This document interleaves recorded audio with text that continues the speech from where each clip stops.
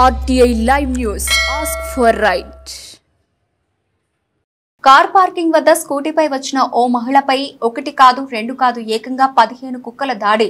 కుక్కలను వెళ్లగొట్టే ప్రయత్నం చేసిన మహిళ అరగంట పాటు వాటిని వెళ్లగొట్టే ప్రయత్నం చేసిన పైకి వచ్చి దాడి చేసిన వీధి కుక్కలు పట్టించుకొని అధికారులు ఒకేసారి 15 కుక్కలు వెంబడించడంతో భయభ్రాంతులకు గురైన మహిళ వీధి కుక్కల బారి నుండి కాపాడాలంటూ అధికారులకు కాలనీవాసుల ఫిర్యాదు.